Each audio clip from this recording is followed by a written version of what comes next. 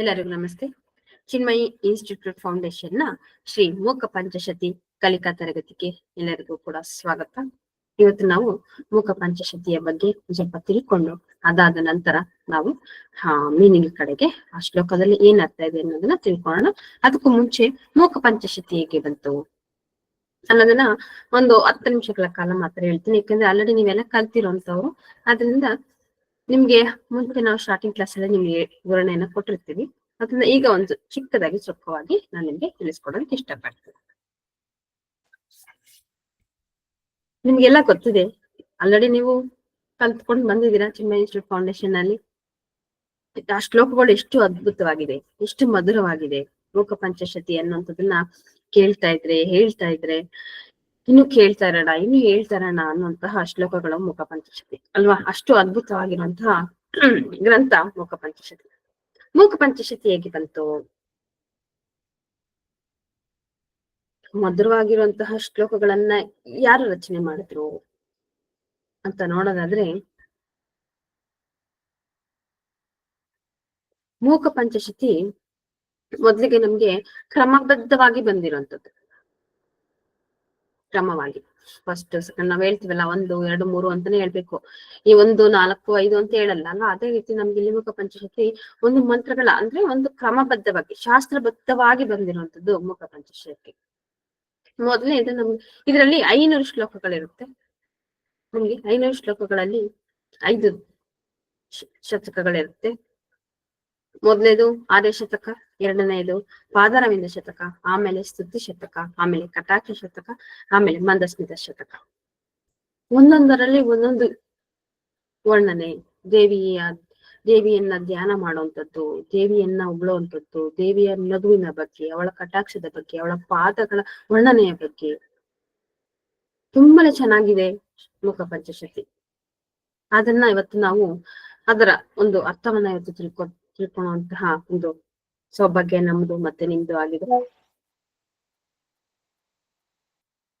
ಮೂಕ ಪಂಚಶತಿಯನ್ನ ರಚನೆ ಮಾಡಿದಂತವ್ರು ಶ್ರೀ ಮೂಕ ಕವಿ ಶಂಕರೇಂದ್ರ ಸರಸ್ವತಿ ಅಂತೇಳಿ.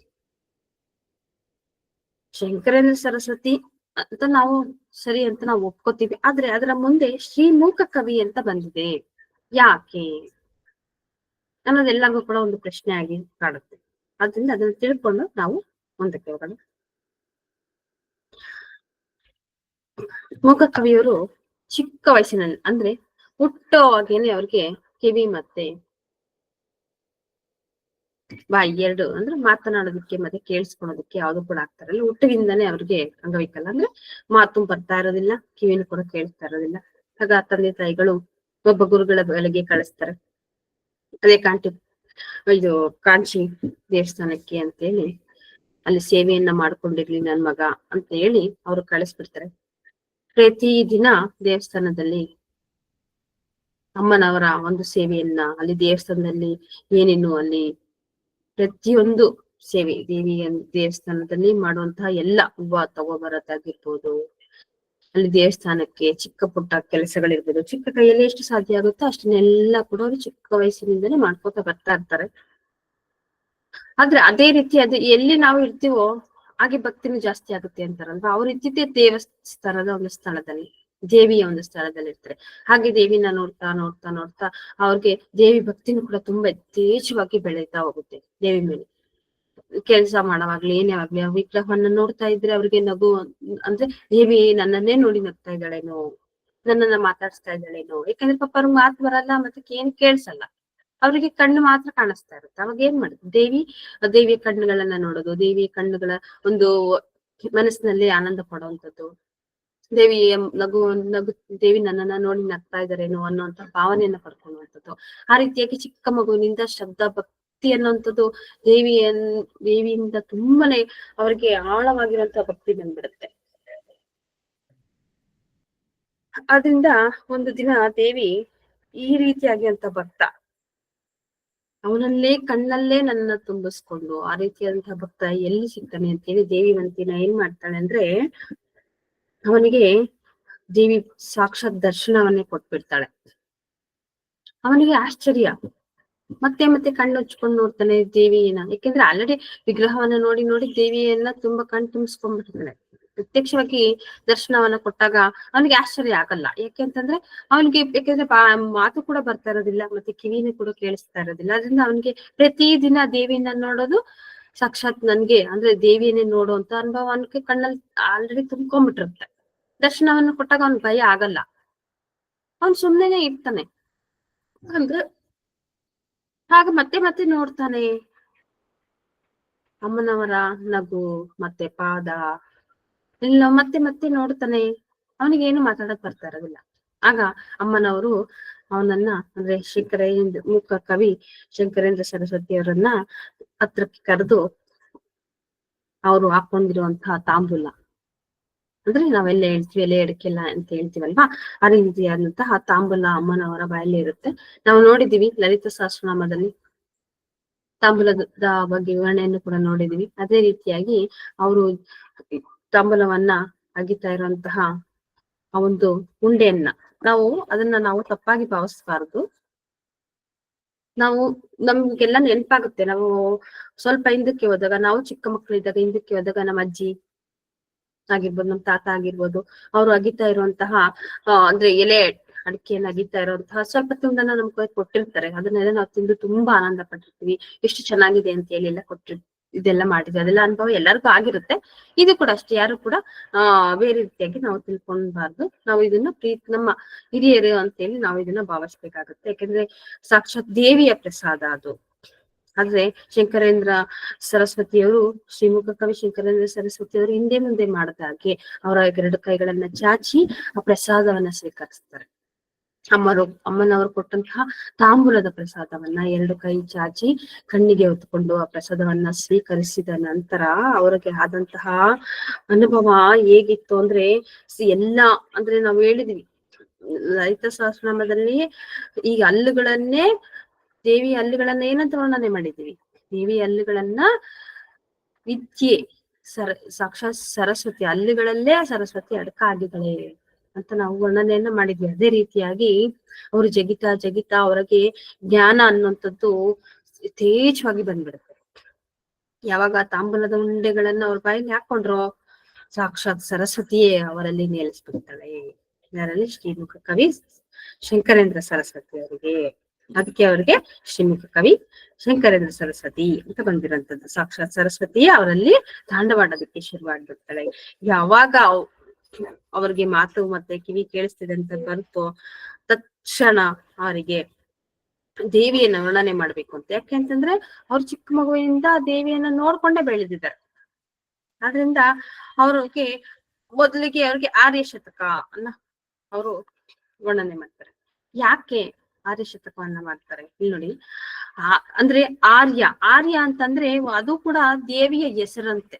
ಆರ್ಯ ಅಂತಂದ್ರೆ ಯಾಕೆ ಮೊದಲಿಗೆ ಆರ್ಯ ಶತಕ ಅಂತ ಇಟ್ಟಿದ್ದಾರೆ? ಆರ್ಯ ಅಂತಂದ್ರೆ ಅಮ್ಮನವರ ಮತ್ತೊಂದು ಹೆಸರು ಆರ್ಯ. ಅದಕ್ಕೆ ಶಂಕರೇಂದ್ರ ಸರಸ್ವತಿಯರು ಆರ್ಯ ಶತಕ ಅಂತ ಇಟ್ಟಿದ್ದಾರೆ. ಆರ್ಯ ಅಂತಂದ್ರೆ ಅಮ್ಮನವರ ಮತ್ತೊಂದು ಹೆಸರು. ಆರ್ಯವನ್ನ ಅಂದ್ರೆ ಅಮ್ಮನವರನ್ನ ಮನಸ್ಸಿನಲ್ಲಿ ವಿಶಿಷ್ಟವಾಗಿ, ವಿವಿಧವಾಗಿ, ಒಳ್ಳೆಯ ಭಾವನೆಯಿಂದ, ಭಕ್ತಿಯಿಂದ, ಮನಸ್ಸಿನಿಂದ ಪೂಜಿಸಿದೀನಿ. ಅವ್ರು ಹೇಳ್ತಾ ಇರೋಂಥದ್ದು, ಶಂಕರೇಂದ್ರ ಸರಸ್ವತಿಯವರು ಹೇಳ್ತಾ ಇರೋಂಥದ್ದು, ಮನಸ್ಸಿನಲ್ಲಿ ಪೂಜಿಸಿದೀನಿ. ಅಮ್ಮನವರ ತತ್ವವನ್ನ ಅನೇಕ ರೀತಿಯಲ್ಲಿ ವರ್ಣನೆಯನ್ನ ಅಂದ್ರೆ ಅವರ ಭಾವನೆಯಲ್ಲಿ ನಾನು ಮಾಡ್ಕೊಂಡಿದ್ದೀನಿ.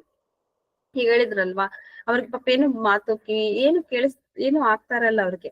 ಅಂತ ಸಂದರ್ಭದಲ್ಲಿ ಮನಸ್ಸಿನಲ್ಲಿ ಅಮ್ಮನವರ ಭಾವನೆ ತತ್ವಗಳನ್ನ ಮನಸ್ಸಿನಲ್ಲೇ ಪೂಜೆ ಮಾಡ್ಕೊಂಡು ಬಂದಿರುವಂತವ್ರು. ಅದನ್ನ ಆ ರೀತಿ ಎಲ್ಲ ಮಾಡಿದೀನಿ. ಆದ್ರೆ ಆರ್ಯವನ್ನು ಧ್ಯಾನನೂ ಕೂಡ ಮಾಡಿದೀನಿ. ಯಾಕೆ? ಅಮ್ಮನವರ ಅಷ್ಟು ವಿಶಿಷ್ಟವಾಗಿರುವಂತವ್ರು, ಅಮ್ಮನವರ ಶಕ್ತಿ ತತ್ವಗಳು ವಿಶಿಷ್ಟವಾಗಿರುವಂತದ್ದು ಅಂತ.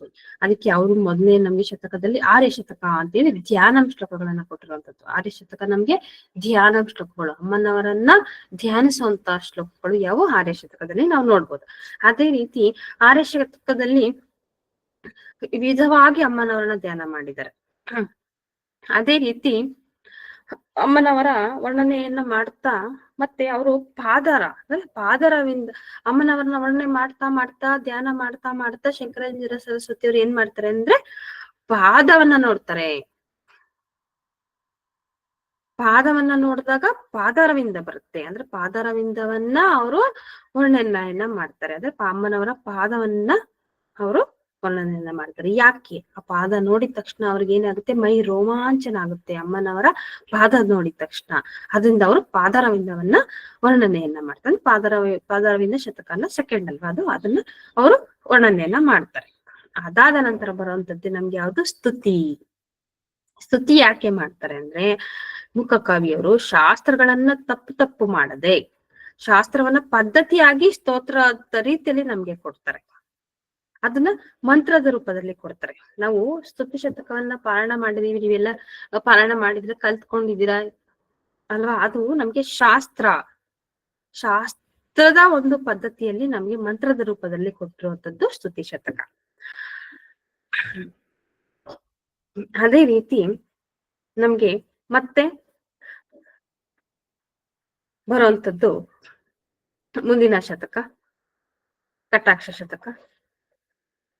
ದೇವಿಯ ಕಟಾಕ್ಷದ ಬಗ್ಗೆ ಇರುತ್ತೆ. ಅದೇ ರೀತಿ ಆಮೇಲೆ ಕೊನೆಯದಾಗಿ ನಮ್ಗೆ ಅಮ್ಮನವರ ನಗುವಿನ ಬಗ್ಗೆನೂ ಕೂಡ ಅವರು ವರ್ಣನೆಯನ್ನ ಮಾಡ್ತಾರೆ, ಮಂದಸ್ಮಿತ ಶತಕ.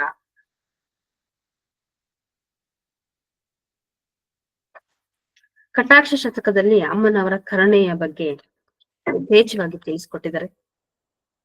ಅಮ್ಮನವರ ಕರುಣೆ ಅಂದ್ರೆ ತಾಯ್ತನ, ನಿಮ್ಮನ್ನೆಲ್ಲ ಯಾವ ರೀತಿ ಅಮ್ಮನವರು ಅಂದ್ರೆ ಪ್ರೀತಿಸ್ತಾ ಇದ್ದಾರೆ ಅನ್ನುವಂತಹ ಕಟಾಕ್ಷದಲ್ಲಿ ನಮ್ಗೆ ತಿಳಿಸ್ಕೊಟ್ಟಿದ್ದಾರೆ ಶ್ರೀ ಮೂಕ ಕವಿ ಶಂಕರೇಂದ್ರ ಸರಸ್ವತಿ ಅವರು. ಅದಾದ ನಂತರ ಕೊನೆಯಲ್ಲಿ ನಮ್ಗೆ ಮಂದಸ್ಮಿತ ಅಂದ್ರೆ ಅಮ್ಮನವರ ನಗುವಿನ ಬಗ್ಗೆ ತಿಳಿಸ್ಕೊಡ್ತಾರೆ.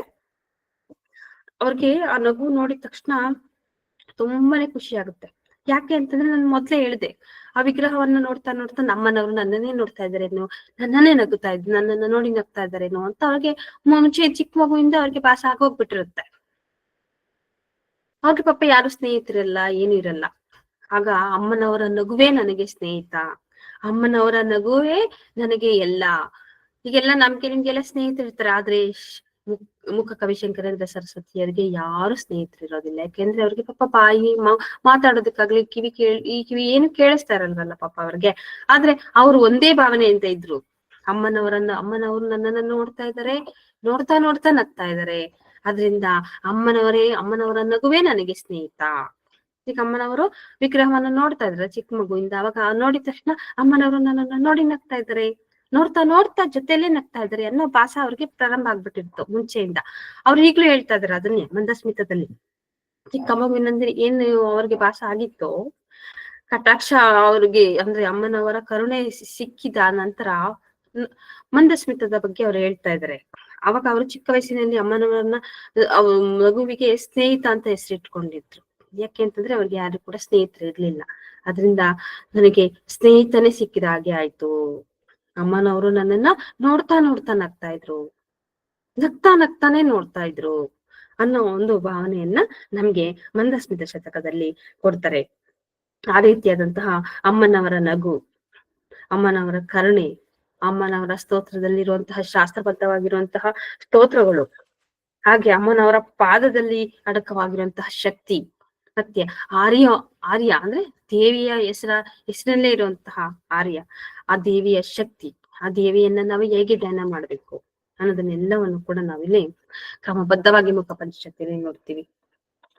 ಆಗ ಅವರು ಯಾವಾಗ ಈ 5 ಶತಕಗಳನ್ನ ರಚನೆ ಮಾಡುವಾಗ ಅವರು ಈಗ ದೇವಿ, ನಾನಿಲ್ಲಿ ಆ ಶತಕಗಳ ಬಗ್ಗೆ ಹೇಳಿದೆ ಅಷ್ಟೇ.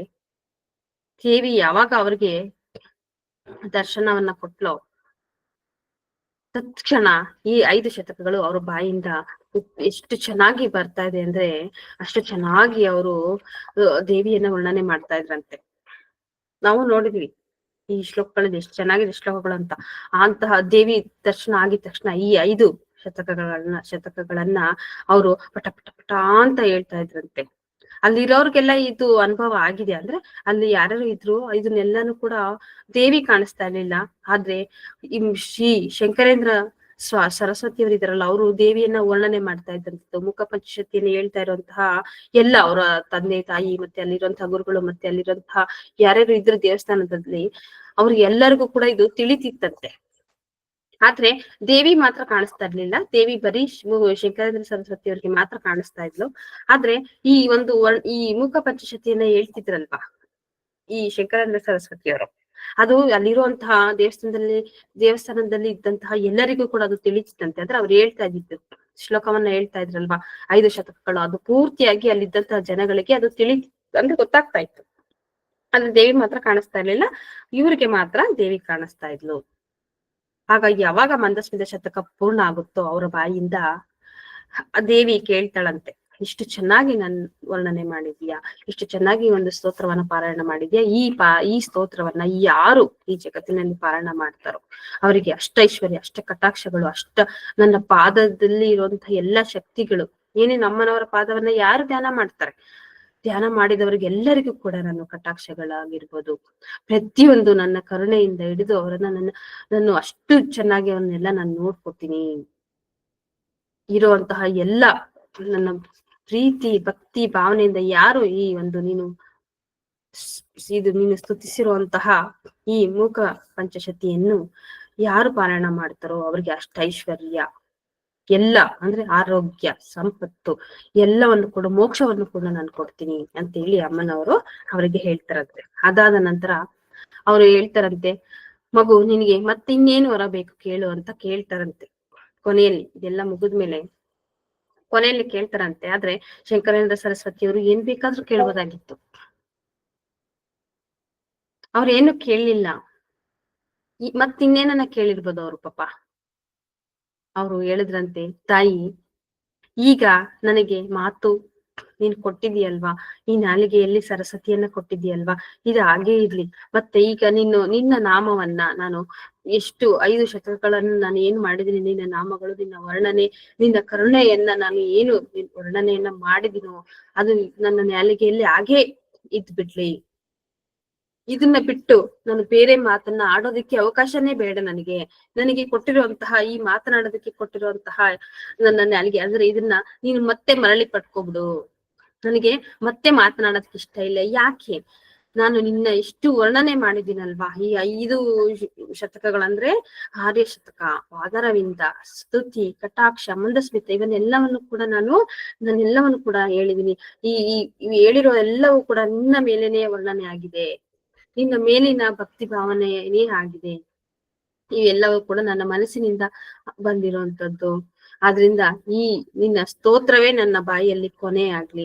ಮತ್ತೆ ಇದನ್ನ ಬಿಟ್ಟು ನನ್ನ ಬಾಯಿ ಅಂದ್ರೆ ನನ್ನ ನಾಲಿಗೆಯಿಂದ ಯಾವುದೇ ಪದವು ಕೂಡ ಹೊರಗಡೆ ಬರದೇ ಇರೋ ಹಾಗೆ ನನಗೆ ಕರುಣೆ ಮಾಡಮ್ಮ. ನನಗೆ ಕೊಟ್ಟಿರುವಂತಹ ಈ ವರವನ್ನ ನೀನು ಹಿಂದಕ್ಕೆ ತಗೋ ಅಂತ. ಹಾಗೆ ನಮ್ಗೆ ಮುಖ ಕವಿ ಶಂಕರೇಂದ್ರ ಸರಸ್ವತಿಯವರು ನಮ್ಗೆ ಈ ರೀತಿಯಾಗಿ ನಮ್ಗೆ ಮುಖ ಪಂಚಶತಿಯನ್ನ ಕೊಟ್ಟಿರುವಂತದ್ದು. ಇದನ್ನೆಲ್ಲ ತಿಳಿದಂತಹ ಜನರು ಎಲ್ಲ ನೋಡ್ತಾ ಇದ್ರು. ಆಗ ಎಲ್ಲರಿಗೂ ತಿಳಿಯುತ್ತೆ ಇಂತಹ ಭಕ್ತ ಶ್ರೀ ಮುಖ ಕವಿ ಶಂಕರೇಂದ್ರ ಸರಸ್ವತಿಯವರು ಅಂತೇಳಿ. ಆಗ ಅಲ್ಲಿನ ಕಾಮಾಕ್ಷಿ ಅಂದ್ರೆ ಕಾಂಚಿ ಕಾಮಕೋಟಿ ಅಲ್ಲಿಗೆ ಅವ್ರಿಗೆ ಒಂದು ಅಲ್ಲಿನ ಪೀಠಾಧಿಪತಿಗಳು ಕೂಡ ಹಾಕ್ತಾರೆ ಶ್ರೀಮುಖ ಕವಿ ಶಂಕರೇಂದ್ರ ಸರಸ್ವತಿಯವರು. ಹೀಗೆ ನಮ್ಗೆ ಮೂಕ ಪಂಚಶತಿ ಬಂದಂತದ್ದು. ಇಂತಹ ಅದ್ಭುತವಾಗಿರುವಂತಹದಲ್ಲಿ ಏನು ಅಂದ್ರೆ ಅರ್ಥ ಏನು ಅಡಕಾಗಿದೆ, ಇದರಲ್ಲಿ ಯಾವ ಅರ್ಥ ಅಡಕಾಗಿದೆ ಅಂತ ಅದನ್ನ ನಾವು ನೋಡೋಣ. ಇದು ನಾನು ಸುಮ್ನೆ ನಿಮ್ಗೆ ಚಿಕ್ಕದಾಗಿ ಹೇಳಿದ್ದೀನಿ ಅಷ್ಟೇ. ಇದರ ವಿವರಣೆ ತುಂಬಾನೇ ಚೆನ್ನಾಗಿದೆ. ಯಾಕಂದ್ರೆ ಆಲ್ರೆಡಿ ನೀವು ಕ್ಲಾಸ್ಗಳಲ್ಲೆಲ್ಲ ಕೇಳಿದೀರಾ. ಮತ್ತೆ ನಾನು ಇನ್ನೂ ಅರ್ಧ ಗಂಟೆ ತಗೊಂಡಾಗ ಎಲ್ಲರಿಗೂ ಕೂಡ ಬೋರ್ ಆಗ್ಬೋದು ಅಂತ ಅನ್ಕೊಂಡಿದೀನಿ. ಅದಕ್ಕೋಸ್ಕರ ನಾನು ಇಲ್ಲಿಗೆ ನಿಲ್ಲಿಸ್ತಾ ಇದ್ದೀನಿ. ಆದ್ರೆ ಅಮ್ಮನವರ ವರ್ಣನೆ ಇಲ್ಲಿಗೆ ನಿಲ್ಲೋದಿಲ್ಲ. ನಾನು ಇಲ್ಲಿ ಸ್ವಲ್ಪ ಮಾತ್ರ ಆರ್ಸ್ಕೊಂಡು ನೋಡ್ತಾ ಆರ್ಸ್ಕೊಂಡು ನಿಮ್ಗೆ ಹೇಳ್ತಾ ಇರೋಂಥದ್ದು ಇಷ್ಟು ಮುಖ ಪಂಚಶತಿಯ ವಿವರಣೆ ಆಗಿರುತ್ತೆ.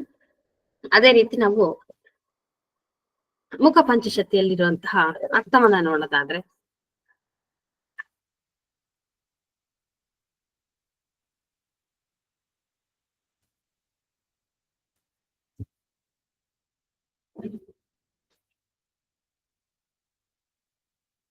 ಪ್ರಾರ್ಥನೆ. ವಿಶ್ವಕಾರಣ ನೇತ್ರಾಢ್ಯಾಂ ಶ್ರೀಮದ್ ತ್ರಿಪುರ ಸುಂದರಿ ಬಂಧಕಾಸುರ ಸಂಹಂತ್ರಿ ಕಾಮಾಕ್ಷಿ ತಾಮಹಂ ಭಜೆ. ದೇವಿಯನ್ನ ವಿಶ್ವಕ್ಕೆ ಕಾರಣಲಾಗಿರುವಂತಹ ಇಡೀ ವಿಶ್ವಕ್ಕೆ ಕಾರಣಳು ಅಮ್ಮನವರು. ಅದರಿಂದ ಅಂತಹ 3 ಲೋಕಕ್ಕೆ ಸುಂದರಿಯಾಗಿರುವಂತಹ ದೇವಿಯನ್ನ, ಬಂಧಕಾಸುರನ್ನ ಸಂಹಾರ ಮಾಡಿದಂತಹ ಕಾಮಾಕ್ಷಿಯನ್ನ ನಾವೆಲ್ಲರೂ, ನೀವು ಎಲ್ಲರೂ ಕೂಡ ಅಮ್ಮನವರನ್ನ ಧ್ಯಾನಿಸೋಣ, ಪೂಜಿಸೋಣ ಮನಸ್ಸಿನಲ್ಲಿ ಅಂತ ಹೇಳ್ತಾ ನಾವಿವತ್ತು ಮುಂದೆ ಹೋಗ್ತಾ ಇದ್ವಿ. ಆರ್ಯ ಶತಕದ ಮೊದಲನೇ ಶ್ಲೋಕ ಏನಿದೆ ಅಂತೇಳಿ ಎಲ್ಲರೂ ಕೂಡ ನಿಮ್ಮ ಹತ್ರ PDF ಇದೆ ಅಂತ ನಾನು ಅನ್ಕೊಂಡಿದೀನಿ. ಈ PDF ಅನ್ನ ಗ್ರೂಪ್ಗೆ ಹಾಕೋದಿಲ್ಲ, ಯಾಕೆಂತಂದ್ರೆ ಇದು ಪೇಡ್ ಕ್ಲಾಸ್ ಆಗಿರೋದ್ರಿಂದ ಈ ಗ್ರೂಪ್ಗೆ ನಿಮ್ಗೆ PDF ಅನ್ನ ನಾವು ಶೇರ್ ಮಾಡೋದಿಲ್ಲ. ಈಗ ಯಾರ ಹತ್ರ PDF ಇದೆ ಅವರನ್ನ ಎಲ್ಲರೂ ಓಪನ್ ಮಾಡ್ಕೊಂಡು ನೀವು ನನ್ನ ಜೊತೆಲಿ ಹಾಗೆ ನೀವು ಹೇಳ್ಬೋದು. ಆರ್ಯ ಶತಕಂ ಇದು ಆರ್ಯ ಛಂದಸ್ಸಲ್ಲಿ ಇದೆ. ಆರ್ಯ ಶತಕಂ ನಮ್ಗೆ ಆರ್ಯ ಛಂದಸ್ಸಲ್ಲಿ ಇರುವಂತದ್ದು. ಅದರಿಂದ ಇದು ಒಂದ್ ಸ್ವಲ್ಪ ನಮ್ಗೆ ರಾಗವಾಗಿ ಬರುತ್ತೆ. ಕಾರಣ ಪರಚಿದ್ರೂಪ ಕಾಂಚೀಪುರ ಸೀಮೆ ಕಾಮ ಪೀಠಗತ ಕಾಚನ ವಿಹರತಿ ಕರುಣಾ ಕಾಶ್ಮೀರಸ್ತಬಕ ಕೋಮಲಾಂಗಲತಾ. ನೋಡಿ, ಎಷ್ಟು ಮೊದಲನೇ ಶ್ಲೋಕವೇ ಎಷ್ಟು ಅದ್ಭುತವಾಗಿದೆ ಅಂತೇಳಿ ಇಲ್ಲಿ ಹೇಳ್ತಾ ಇದ್ದಾರೆ ನಮಗೆ ಶಂಕರೇಂದ್ರ ಸರಸ್ವತಿಯವರು. ಅನಿರ್ವಚನೀಯ ಕರುಣಾಮೂರ್ತಿಯಾದ ಕಾಮಾಕ್ಷಿ ದೇವಿಯು ಕಾಂಚೀಪುರದ ಸೀಮೆಯಲ್ಲಿ ಕಾಮಪೀಠಸ್ಥಳಾಗಿ ವಿಹರಿಸುತ್ತಾ ಇದ್ದಾಳೆ. ಆ ದೇವಿಯ ಅಂಗಲತೆಯು ಕೇಸರಿ ಪುಷ್ಪ ಗುಚ್ಛದಂತೆ ಕೋಮಲವಾಗಿರುವಂಥದ್ದು. ಆಕೆಯು ಕಾರಣ ರೂಪಳು, ಪರಚೈತನ್ಯ ರೂಪಳು ಆಗಿದ್ದಾಳೆ. ಅಮ್ಮನವರು ಅನಿರ್ವಚನೀಯ ಕರುಣಾಮೂರ್ತಿ. ಯಾರು? ಕಾಮಾಕ್ಷಿ. ಇಲ್ಲಿ ಕಾಮಾಕ್ಷಿ ಬೇರೆ ಅಲ್ಲ, ಲಲಿತಾದೇವಿ ಬೇರೆ ಅಲ್ಲ, ಎಲ್ಲರೂ ಒಂದೇ ಅನ್ನೋದನ್ನ ನಾವಿಲ್ಲಿ ನೋಡ್ಬೇಕಾಗುತ್ತೆ. ಮತ್ತೆ ಅಮ್ಮನವರು ಕೇಸರಿ ಪುಷ್ಪ ಗುಚ್ಛದಂತೆ ಕೋಮಲವಾಗಿರುವಂತವ್ರು, ಎಲ್ಲದಕ್ಕೂ ಕಾರಣಕರ್ತಳು, ಪರಚೈತನ್ಯಳು, ಎಲ್ಲದಕ್ಕೂ ಪರಚೈತನ್ಯ ರೂಪಳಾಗಿ ವಾಸವಾಗ್ತಾ ಇರುವಂತವಳು ಅನ್ನೋದನ್ನ ನಾವು ಮೊದಲನೇ ಶ್ಲೋಕದಲ್ಲಿ ನೋಡ್ತಾ ಇದ್ವಿ. ಅದೇ ರೀತಿ ಕಂಚನ ಕಾಂಚಿ ನಿಲಯಂ ಕರಧೃತ ಕೋದಂಡ ಬಾಣ ಸೃಣಿ ಪಾಶಂ ಕಠಿಣ ಸ್ತನ ಭರನಮ್ರಂ ಕೈವಲ್ಯಾನಂದ ಕಂದಮವಲಂಬೆ. ಇಲ್ಲಿ ಏನ್ ಹೇಳ್ತಾ ಇದ್ರೆ 2ನೇ ಶ್ಲೋಕದಲ್ಲಿ ಅಂತಂದ್ರೆ, ಕಾಂಚಿ ನಿವಾಸಿಯಾದ ಆ ದೇವಿಯು ಅನಿರ್ವಚನೀಯ ಮಹಿಮೆಯುಳ್ಳವಳು. ಆ ದೇವಿಯು ಕೈಗಳಲ್ಲಿ ಧನಸ್ಸು, ಬಾಣ, ಅಂಕುಶ ಮತ್ತು ಪಾಶಗಳನ್ನ ಧರಿಸಿರುವಂತವಳು. ಕಠಿಣವಾದ ಸ್ತನ ಭಾರದಿಂದ ಸ್ವಲ್ಪವಾಗಿದ್ದಾಳೆ. ಕೈವಲ್ಯಾನಂದದ ಮೂಲ ಕಂದಳಾದ ಇಂತಹ ದೇವಿಯನ್ನು ನಾನು ಆಶ್ರಯಿಸುತ್ತೇನೆ, ನಾನು ಪೂಜಿಸುತ್ತೇನೆ. ಕಾಂಚಿ ನಿವಾಸಿಯಾಗಿರುವಂತಹ ದೇವಿ ಅನಿರ್ವಚನೀಯ ಮಹಿಮೆ. ಆ ಮಹಿಮೆಯನ್ನ ನಾವು ಯಾರು ವರ್ಣನೆ ಮಾಡಕ್ ಸಾಧ್ಯನೇ ಇಲ್ಲ, ಅಂತಹ ಮಹಿಮೆ ಉಳ್ಳವಳು ಅಮ್ಮನವರು. ಮತ್ತೆ ಆ ದೇವಿಯ ಕೈಯಲ್ಲಿ ಏನೇನಿದೆ? ದೇವಿಯ ಕೈಯಲ್ಲಿ ಧನಸ್ಸು, ಬಾಣ, ಅಂಕುಶ ಮತ್ತೆ ಪಾಶ ಎಲ್ಲವನ್ನು ಕೂಡ ಇಟ್ಕೊಂಡಿದ್ದಾಳೆ. ಮತ್ತೆ ಕಠಿಣವಾದ ಸ್ತನ ಭಾರದಿಂದ ಸ್ವಲ್ಪವಾಗಿದ್ದಾಳೆ. ಅಮ್ಮನವರ ಸ್ತನಗಳು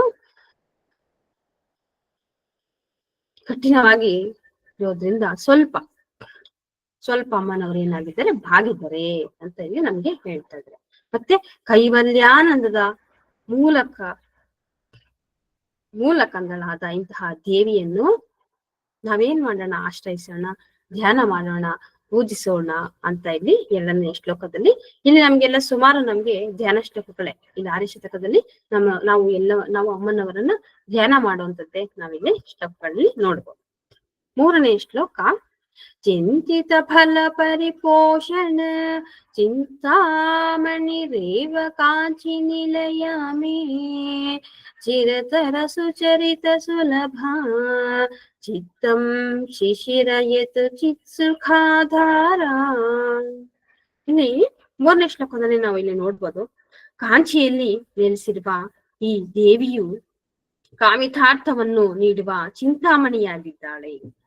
ಏನಾಗಿದ್ದಾರೆ ಅಮ್ಮನವರು?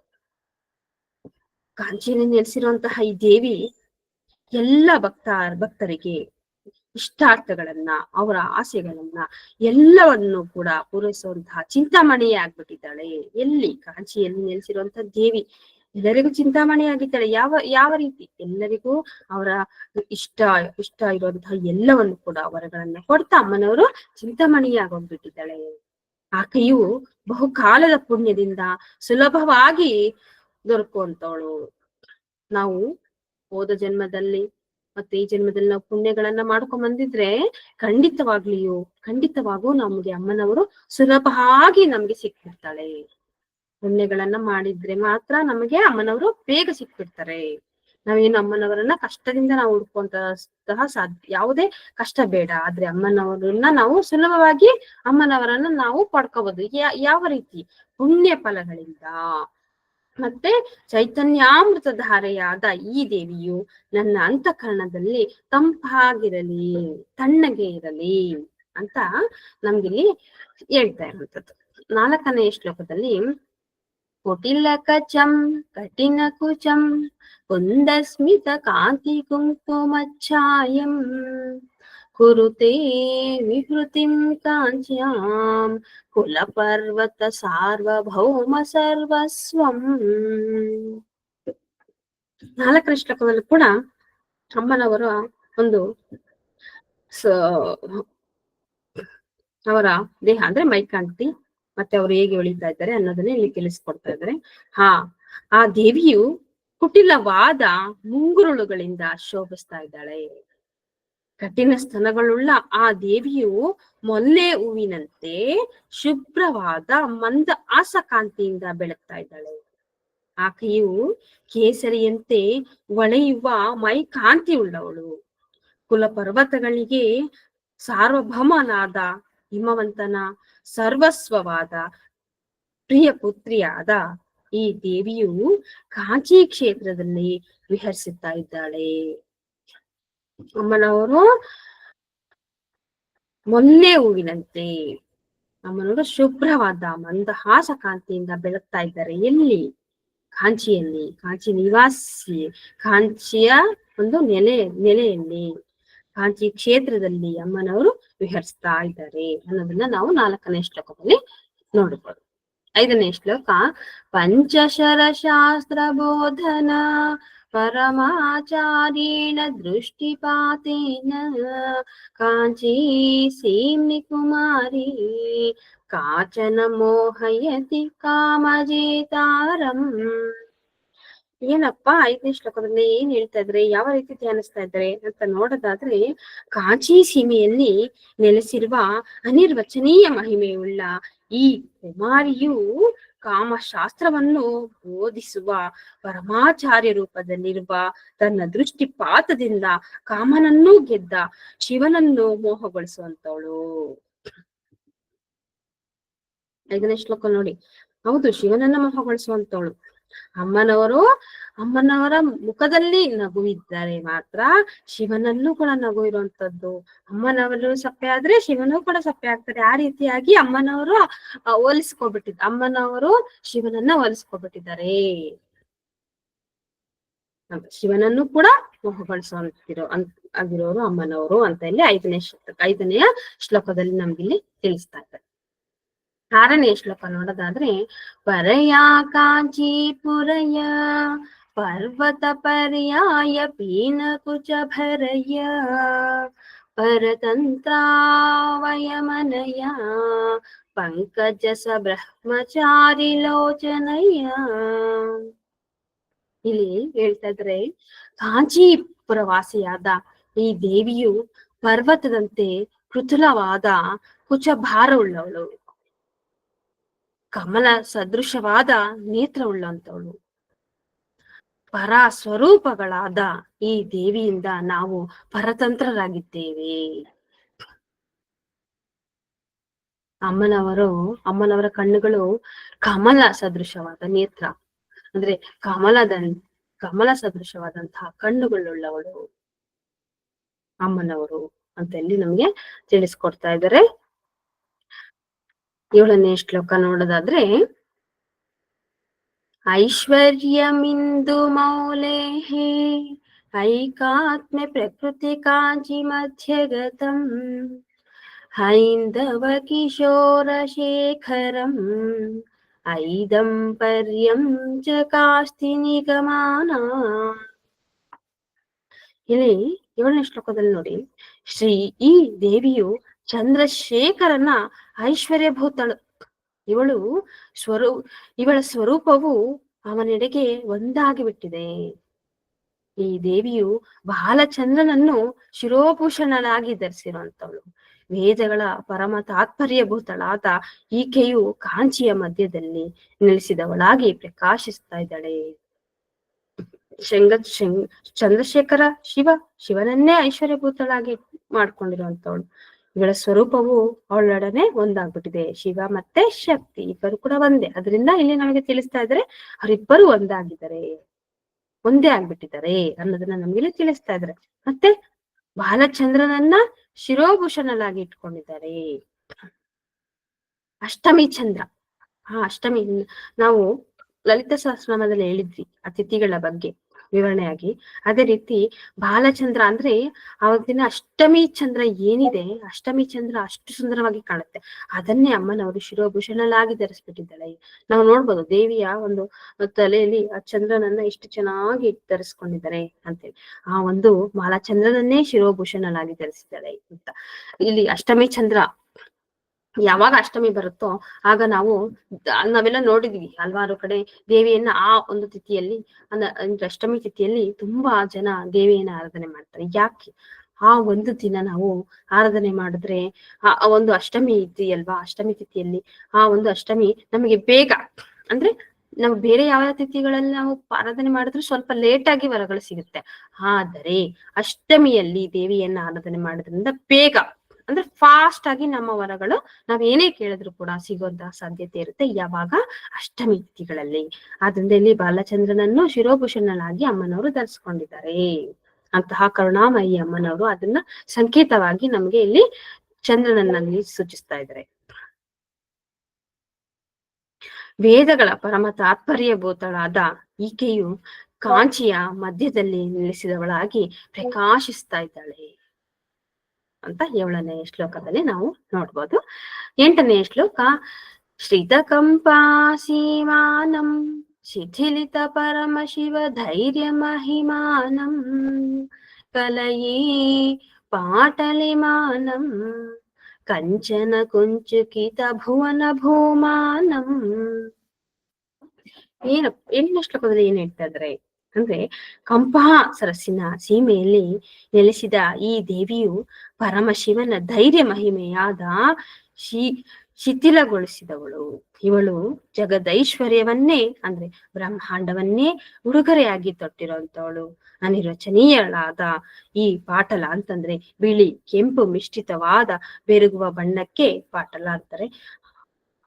ಈ ಪಾಟಲ ವರ್ಣಮಯಿಯನ್ನು ನಾನು ಧ್ಯಾನಿಸ್ತೇನೆ, ಪೂಜಿಸ್ತೇನೆ ಅಂತ ಇಲ್ಲಿ 8ನೇ ಶ್ಲೋಕದಲ್ಲಿ ನಮ್ಗೆ ತಿಳಿಸ್ತಾ ಇದ್ದಾರೆ. 9ನೇ ಶ್ಲೋಕದಲ್ಲಿ ಏನಿದೆ ಅಂತಂದ್ರೆ, ಆತೃತ ಕಾಂಚಿ ನಿಲಯಾಂ ಆದ್ಯಾಮಾರೂಢ ಯೌವನಾಟೋಪಾಂ ಆಗಮವತಂ ಸಕಲಿಕಾಂ ಆನಂದಾದ್ವೈತ ಕಂದಲೀಂ ವಂದೇ. 9ನೇ ಶ್ಲೋಕ ಏನಿದೆ ಅಂದ್ರೆ, ಈ ದೇವಿಯು ಕಾಂಚಿ ನಿವಾಸದಲ್ಲಿ ಆದರವುಳ್ಳವಳು. ಇವಳು ಜಗದಾದಿರೂಪಳು, ತಾರುಣ್ಯಳು. ಅದೇ ರೀತಿ ತಾರುಣ್ಯದ ಟಿವಿಯನ್ನು ಹೊಂದಿರುವಂತವಳು. ತಾರುಣ್ಯ ಅಮ್ಮನವರಿಗೆ ಯಾವುದೇ ಅಂದ್ರೆ ಅಮ್ಮನವರು ನಮ್ಗೆ ಯಾವ ವಯಸ್ಸಿನಲ್ಲಿ ಕಾಣಿಸ್ಕೊತಾರೆ ನಮ್ಗೆ ಅಂತಂದ್ರೆ 16 ವರ್ಷದ ತರುಣೆಯಾಗಿ ನಮ್ಗೆ ಕಾಣಿಸ್ಕೊತಾರೆ ಅಮ್ಮನವರು. ಅವರಿಗೆ ಯಾವುದೇ ಮುಪ್ಪಾಗ್ಲಿ ವಯಸ್ಸಾಗಿರುವಂತದ್ದಾಗ್ಲಿ ಯಾವ್ದು ಕೂಡ ನಮ್ಗೆ ಕಾಣಿಸೋದಿಲ್ಲ. ಅದಕ್ಕೆ ಇಲ್ಲಿ ಹೇಳ್ತಿದ್ದಾರೆ, ತಾರುಣ್ಯದ ಟಿವಿ ಅಂದ್ರೆ ನಮಗೆ ಅದೇ ಒಂದೇ ರೀತಿಯಾಗಿ ನಮ್ಗೆ ಅಮ್ಮನವರು ಕಾಣಿಸ್ತಾರೆ. ಎಷ್ಟನೇ ವಯಸ್ಸಿನ ತರ ಕಾಣಿಸ್ತಾರೆ? 16 ವರ್ಷದ ಬಾಲೆಯಂತೆ ನಮಗೆ ಕಾಣಿಸ್ತಾರೆ ಅಮ್ಮನವರು. ಆಗಮ ಶಿರೋಭೂಷಣರಾಗಿರುವಂತವಳು, ಆನಂದಾದ್ವೈತಾಂಕುರಳಾಗಿರುವಂತವಳು. ಅಂತಹ ದೇವಿಯನ್ನ ನೀವು ಎಲ್ಲರೂ ಕೂಡ ವಂದಿಸೋಣ ಅಂತ ಇಲ್ಲಿ ಹೇಳ್ತಾ ಇರೋದು 9ನೇ ಶ್ಲೋಕ. ತುಂಗಾಭಿರಾಮ ಕುಚಭರ ಶೃಂಗಾರಿತಂ ಆಶ್ರಯಾಮಿ ಕಾಂಚಿಗತಂ ಗಂಗಾಧರ ಪರತಂತ್ರಂ ಶೃಂಗಾರಾದ್ವೈತ ತಂತ್ರ ಸಿದ್ಧಾಂತಂ. ಇಲ್ಲಿ 10ನೇ ಶ್ಲೋಕದಲ್ಲಿ ನೋಡಿ, ಉನ್ನತವಾದ ಮನೋಹರ ಕುಚಭಾರದಿಂದ ಶೃಂಗಾರ ಪರಿಪೂರ್ಣಳಾದ ಈ ದೇವಿಯು ಕಾಂಚಿಯಲ್ಲಿ ನೆಲೆಸಿದ್ದಾಳೆ. ಈಕೆಯು ಗಂಗಾಧರನನ್ನು ವಶಪಡಿಸಿಕೊಂಡಿದ್ದಾಳೆ. ಶೃಂಗಾರಾದ್ವೈತ ತಂತ್ರದಿಂದ ಅಂದ್ರೆ ಶ್ರೀವಿದ್ಯೆಯ ಸಿದ್ಧಾಂತ ರೂಪಳಾದ ಈ ದೇವಿಯನ್ನು ನಾವು ಆಶ್ರಯಿಸೋಣ ಅಂತ ಹೇಳಿ 10ನೇ ಶ್ಲೋಕದಲ್ಲಿ ಬರ್ತಾರಂತದ್ದು. 11ನೇ ಶ್ಲೋಕದಲ್ಲಿ ಏನಿದೆ ಅಂತ ನೋಡೋದಾದ್ರೆ, ಕಾಂಚೀರತ್ನ ವಿಭೂಷಾಂ ಕಾಮಪಿ ಕಂದರ್ಪ ಸೂತಿಕಾಪಾಂಗೀ ಪರಮಾಂ ಕಲಾಮುಪಾಸಿ ಪರಶಿವವಾಮಾಂಕ ಪೀಠಿಕಾಸೀನಾ. ಇಲ್ಲಿ ಕೂಡ ಅಷ್ಟೇ, ಈ ದೇವಿಯು ಕಾಂಚಿ ದೇಶಕ್ಕೆ ರತ್ನಾಭರಣ ರೂಪಳಾಗಿದ್ದಾಳೆ. ರತ್ನ ಖಚಿತವಾದ ಮೇಖಲಾಭರಣ ಅಂತಂದ್ರೆ ಡಾಬನ್ನ ಉಳ್ಳಂತವಳು, ಅಂದ್ರೆ ಡಾಬನ್ನು ಕೂಡ ಹಾಕೊಂಡಿದ್ದಾಳೆ. ಅನಿರ್ವಚನೀಯ ಮಹಿಮೆಯುಳ್ಳ ಇವಳು ಕಂದರ್ಪ ಜನಕವಾದ ಕಟಾಕ್ಷ ಉಳ್ಳಂತವಳು. ಪರಶಿವನ ಎಡಗಡೆಯ ತೊಡೆ ಎಂಬ ಪೀಠದಲ್ಲಿ ಆಸೀನಳಾಗಿರುವಂತವಳು. ಪರಮ ಕಲಾ ಅಂದ್ರೆ ಚಿತ್ಕಲಾ ರೂಪಳಾದ ಈ ದೇವಿಯನ್ನು ಉಪಾಸಿಸುತ್ತೇನೆ ಅಂತ ಹೇಳಿ 11ನೇ ಶ್ಲೋಕದಲ್ಲಿ ಹೇಳ್ತಾರಂಥದ್ದು. 12ನೇ ಶ್ಲೋಕ, ಕಂಪಾತೀರಚರಾಣಾಂ ಕರುಣಾ ಕೋರಕಿತ ದೃಷ್ಟಿಪಾತಾನಾಂ ಕೇಲೀವನಂ ಮನೋಮಿ ಕೇಶಾಂಚಿತ್ ಭವತು ಚಿದ್ವಿಲಾಸಾನಾಂ. ಇಲ್ಲಿ ಹೇಳ್ತಾ ಇದ್ರೆ ನಮ್ದು 12ನೇ ಶ್ಲೋಕದಲ್ಲಿ, ಕಂಪ ಸರಸ್ಸಿನ ತೀರದಲ್ಲಿ ವಿಹರಿಸುವ ಮತ್ತು ಕರುಣೆಯಿಂದ ಕೋರಕಿತವಾದ ಅಂತಂದ್ರೆ ಮೊಗ್ಗಾಗಿ ಹೊರಹೊಮ್ಮಿದ ಕಟಾಕ್ಷ ಉಳ್ಳವಳು. ಅನಿರ್ವಚನೀಯ ಚಿದ್ವಿಲಾಸಗಳಿಗೆ ಅಂದ್ರೆ ದೇವಿಯ ವಿಲಾಸಗಳಿಗೆ ನನ್ನ ಮನಸ್ಸು ಕ್ರೀಡೋದ್ಯಾನವಾಗಲಿ ಅಂತ ಹೇಳಿ ಹೇಳ್ತಾ ಇದ್ರೆ 12ನೇ ಶ್ಲೋಕ. 13ನೇದು, ಆಮ್ರತರು ಮೂಲ ವಸತೇಹಿ ಆದಿಮ ಪುರುಷಸ್ಯ ನಯನ ಪೀಯೂಷಂ ಆರಬ್ಧ ಯೌವನೋತ್ಸವಂ ಆಮ್ನಾಯ ರಹಸ್ಯ ಮಂತರವಲಂಬಿ. 13ನೇ ಶ್ಲೋಕದಲ್ಲಿ ಏನ್ ಹೇಳ್ತಾ ಇದ್ರೆ ಅಂದ್ರೆ, ಮಾವಿನ ಮರದ ಅಂದ್ರೆ ಏಕಾಮ್ರ ವೃಕ್ಷದ ಮೂಲದಲ್ಲಿ ವಾಸ ಮಾಡುವ ಆದಿಪುರುಷನಾದ ಪರಶಿವನ ನಯನಗಳಿಗೆ ಈ ದೇವಿಯು ಅಮೃತ ರೂಪಳು. ಆಕೆಯು ತನ್ನ ತಾರುಣ್ಯೋತ್ಸವವನ್ನು ಆರಂಭಿಸಿದ್ದಾಳೆ. ಆಮ್ನಾಯಗಳ ಅಂದ್ರೆ ತಂತ್ರಗಳ ರಹಸ್ಯ ರೂಪಳಾಗಿದ್ದಾಳೆ. ಈ ದೇವಿಯನ್ನು ಅಂತರಂಗದಲ್ಲಿ ನೀವೆಲ್ಲರೂ ಕೂಡ ಆಶ್ರಯಿಸೋಣ ಅಂತ ಈ ಶ್ಲೋಕದಲ್ಲಿ ಬಂದಿರುತ್ತಾರೆ. 14ನೇ ಶ್ಲೋಕ, ಅಧಿಕಾಂಚಿ ಪರಮಯೋಗಿಭಿಃ ಆದಿಮ ಪರಪೀಠ ಸೀಮ್ನಿ ದೃಶ್ಯೇನ ಅನುಬದ್ಧಂ ಮಮ ಮಾನಸಂ ಅರುಣಿಮ ಸರ್ವಸ್ವ ಸಂಪ್ರದಾಯೇನ. ಇಲ್ಲಿ ಏನ್ ಹೇಳ್ತಿದಾರೆ ಅಂದ್ರೆ, ಈ ದೇವಿಯು ಕಾಂಚಿಯಲ್ಲಿ ಆದಿಶಕ್ತಿಯ ಪರಮ ಪೀಠ ಪ್ರಾಂತದಲ್ಲಿ ಅಂದ್ರೆ ಶ್ರೀಚಕ್ರದಲ್ಲಿ ಪರಮ ಯೋಗಿಗಳಿಗೆ ಗೋಚರವಾಗುವಂತವಳು. ಅರುಣ ಕಾಂತಿಯ ಸರ್ವಸ್ವ ಸಂಪ್ರದಾಯವಾದ ಈ ದೇವಿಯಲ್ಲಿ ನನ್ನ ಮನಸ್ಸು ನೆಲೆಗೊಳ್ಳಲಿ ಅಂತ ಹೇಳಿ ಧ್ಯಾನವನ್ನ ಮಾಡ್ಕೊತಾ ಇದ್ದಾರೆ. ಮತ್ತೆ 15ನೇ ಶ್ಲೋಕ, ಅಂಕಿತ ಶಂಕರ ದೇಹಾಂ ಅಂಕುರಿತೋ ಮತ್ತೊಂದ್ಸರಿ, ಅಂಕಿತ ಶಂಕರ ದೇಹಾಂ ಅಂಕುರಿತೋ ರೋಚಕಂಕಣಾಶ್ಲೇಷೈಃ ಅಧಿಕಾಂಚಿ ನಿತ್ಯ ತರುಣೀಂ ಅದ್ರಾಕ್ಷಂ ಕಾಂಚಿದದ್ಭುತಾಂ ಬಾಲಾ. ಇಲ್ಲಿ ಏನ್ ಹೇಳ್ತಿದ್ದಾರೆ ಅಂದ್ರೆ, ದೇವಿಯು ಶಂಕರನನ್ನು ರೂಢವಾಗಿ ಆಲಂಗಿಸಿದಾಗ ಅವಳ ಕುಚಗಳ ಮತ್ತು ಕಂಕಳುಗಳ ಗುರುತುಗಳು ಶಂಕರನ ದೇಹಕ್ಕೆ ಹತ್ತಿವೆ. ನಿತ್ಯ ತರುಣಿಯೂ ಅದ್ಭುತ ಬಾಲೆಯೂ ಆದ ಅನಿರ್ವಚನೀಯ ಮಹಿಮೆಯುಳ್ಳ ಈ ದೇವಿಯನ್ನು ಕಾಂಚಿಯಲ್ಲಿ ಕಂಡೆನು ಅಂತ. ಏಕಾಮ್ರ ನಾಥ ಇದಾರಲ್ವಾ, ಅಲ್ಲೇ ಕಾಂಚಿಯಲ್ಲಿ ಏಕಾಮ್ರನಾಥ ಶಿವಲಿಂಗ ಇದೆ. ಅಲ್ಲಿ ಅಮ್ಮನವರು ಅಂದ್ರೆ ಆ ಶಿವಲಿಂಗಕ್ಕೆ ಆಲಿಂಗಿಸಿದಾಗ ಅವರ ಕುಚಗಳ ಒಂದು ಗುರುತು ಇದೆಯಂತೆ. ಅದೇ ರೀತಿ ಅವರ ಕಂಕಳುಗಳು, ಅಮ್ಮನವರ ಕಂಕಳುಗಳ ಗುರುತು ಕೂಡ ಆ ಒಂದು ಲಿಂಗಕ್ಕೆ ಅಚ್ಚಾಗಿ ಇದೆಯಂತೆ, ಈಗ್ಲೂ ಹಾಗೆ ಇದೆ ಅಂತ ಹೇಳ್ತಾರೆ. ಅದನ್ನ ಇಲ್ಲಿ ನಮ್ಗೆ 15ನೇ ಶ್ಲೋಕದಲ್ಲಿ ನಮ್ಗೆ ತಿಳಿಸ್ತಾ ಇದ್ದಾರೆ. ಅದೇ ರೀತಿ ಈಗ 1 to 15 ವರೆಗೂ ಕೂಡ ಒಂದ್ಸರಿ ನಾವು ನೋಡ್ಕೊಬರೋಣ ಶ್ಲೋಕಗಳನ್ನ. ನೀವು ಕೂಡ ಯಾರ್ಯಾರು ಬುಕ್ ಇಟ್ಕೊಂಡಿದ್ರೆ ಅವರೆಲ್ಲರೂ ಕೂಡ ನನ್ನ ಜೊತೆಲಿ ಹಾಗೆ ನೀವು ಹೇಳ್ಕೊಬರ್ಬೋದು. ಓಕೆ.